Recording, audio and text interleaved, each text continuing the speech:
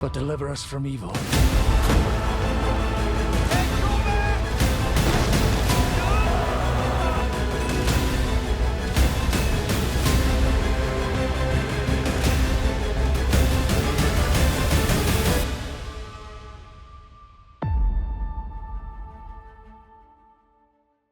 Kingdom Come Deliverance 2 is Game of the Year, period. But it's not for its gameplay, combat, or beautiful graphics. While KCD2 has all of that and more, its secret sauce is what's hidden in the small details. Warhorse Studio presents us with a giant open world filled with living and breathing life. Every NPC has their own life and schedule. Every action the player takes has some sort of effect or consequence. Every quest feels meaningful or feels like it has some sort of purpose. Never does a side quest feel like it's some kind of chore or some gameplay Viagra just extending game time for the point of extending game time.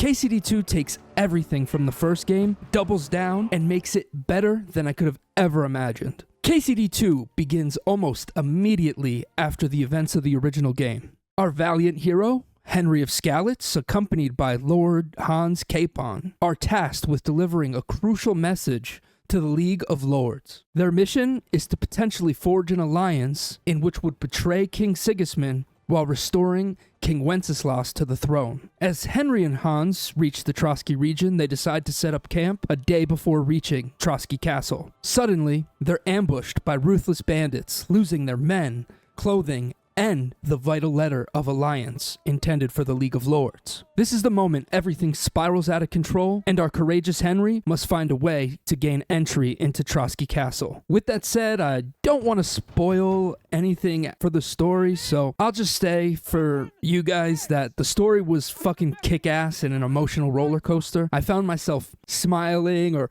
laughing or just cheering on Henry as the story unfolded. It's a feeling I seriously haven't gotten since The Witcher 3 or Red Dead 2. So let's talk a little bit about the performance. KCD2 is massive, so massive that they had to split the game up into two regions. The first region being the Trotsky region, which is more of an open landscape area with a bunch of forests and small villages littered around the map. There's also Kuttenberg, which is sort of half open landscape and half the largest city I think I've ever fucking seen in any video game. Both are stunning, full of life, and I think you could get lost and maybe even mistake it for your own life. The early parts of the game, I experienced very few bugs or performance issues. There were a few instances where an NPC bugged and I had to save and reload, but nothing major or game-breaking. There's a lot you'll be doing in KCD2. Outside of well-designed quests and side quests, the biggest thing that may turn people away from KCD2 if you're a completionist like myself is it's a total fucking yap fest. But even with that said, the dialogue is like 99% interesting.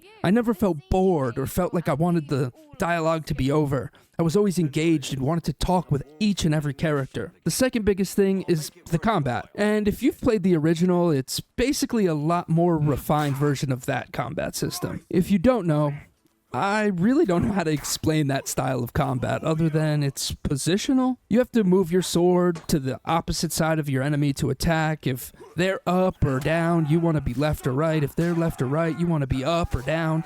Unless you have an ability called Master Strike, which you learn a little bit down the road once you level up a bit, which is a defensive, unblockable attack and parry. The combat's punishing, especially to start, with basically any ability that you have in the game. But it's most noticeable with combat.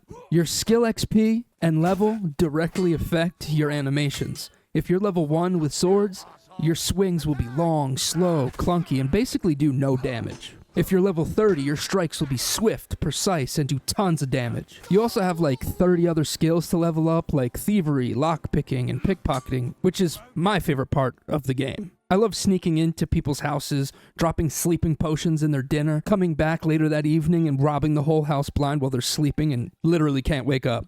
As far as skills go though, you have speech and scholarship, which affect your success when you're trying to persuade people you interact with. With max level, you can basically tell a guard to fuck off and kill his friend right in front of him and you'll have zero consequences. There are several weapon classes like axe, sword, polearms, bows that you can all level up and grind that have their own unique perks, making Henry, by the end of the game, a total killing machine. There's also 2 crafting skills that come with their own minigame.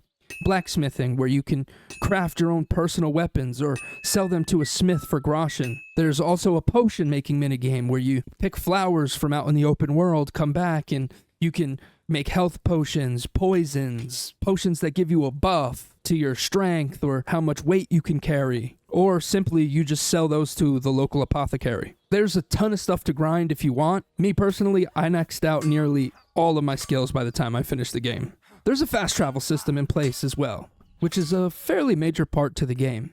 Every time you encounter a new villager, you'll be able to fast travel back to that location from anywhere. The catch is you're still walking or riding your horse through the roads. So on your travels, you'll get an alert like, you see a woman getting robbed, do you want to stop? Or you're getting ambushed, would you like trying to get away? And you'll have a certain percentage if you're getting attacked to get away, or you'll be forced to do the encounter. In my opinion, it's often best to engage with those encounters, as a lot of the time you'll be rewarded with coin, loot, or skill experience, and also maybe get some dialogue that might be important for you down the road. That sort of goes into what I was talking about earlier. NPCs seem to have their own life outside of what you see. Bandits are on the road robbing and killing people. Harold the armorsmith clocks out at 5 p.m. and goes home to his nagging wife. And you can interact with all that as you see fit. You don't like Jacob the hired hand? Find out where he lives and snuff him out in his sleep. Harold the armorsmith just asks you why you're bloody and you smell bad? Break into his house in the middle of the night and kill his wife. The world is your oyster. But seriously, the NPCs, even non-essential NPCs, will constantly be interacting with the player. If you're casing out a house to rob it in the middle of the night or later, the NPCs will remember that they saw you around and deduce that it was probably you that robbed them. If you just got done slaughtering a bunch of bandits and go talk to a merchant, they'll react negatively, saying, why are you covered in blood? But it can also be used in some skill checks as it makes Henry look a little more intimidating. Even though I've found that it's probably a little better to stay clean as you get more buffs by staying clean. NPCs also interact with Henry based on the clothing he's wearing. If he looks like a peasant, he'll be treated as such. If he's dressed similar to a lord, he'll be addressed similarly. Basically, the better the piece of clothing, the better the charisma stat will be, and it'll help you in your speech checks. But I'll be honest, I don't really know how to explain it without sounding like a madman how cool the NPC interactions are. And personally, I'm someone who could really give two shits about dialogue or RPG elements. But something about KCD2 really pulled me in. I think Warhorse maybe put some crack or fentanyl into the video game, and that's the best way I can explain it.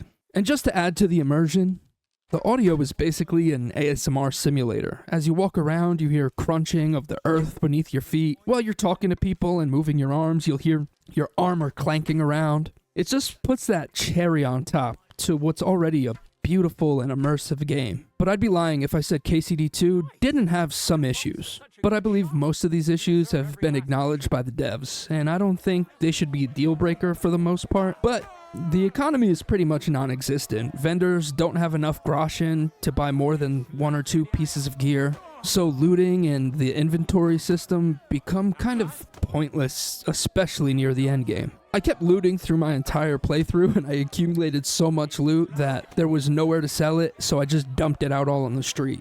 It was pretty frustrating, but I got over it quickly. The other thing is I took all my time to do the side quests because it felt like, especially early on, the game wants you to do the side quests. But by the time I got to the second map, I was already one or two tapping the enemies, and combat became trivial.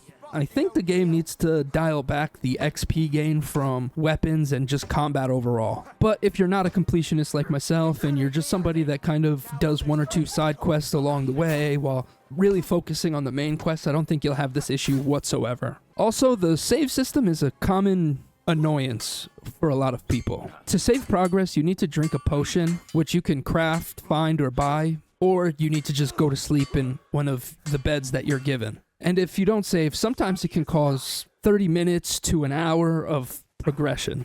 But in my opinion, it's really easy to get these potions, and it's really not an annoyance. But that's just my opinion. Other people feel differently. So that's it. I think KCD2 is nearly a perfect game and absolutely worth playing. With several DLCs planned and easily 100 hours of gameplay, it easily falls into the worth it column for me. I hope you enjoyed, and if you did, please consider giving this a like or a sub. Also, I stream all my gameplay on this channel and on Twitch. So check out the links below and pop in and we can talk some games. Right now I'm playing Monster Hunter and I think I have Yakuza and Assassin's Creed Shadow coming up. Anyway, it's been a pleasure serving you all. Thank you for watching and I'll see you in the next one. Peace.